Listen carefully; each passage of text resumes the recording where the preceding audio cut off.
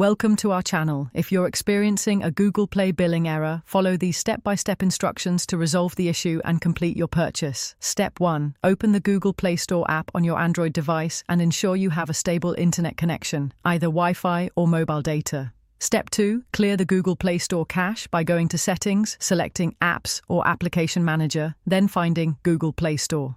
Step 3. Tap on Storage within the Google Play Store app settings, then select Clear Cache followed by Clear Data.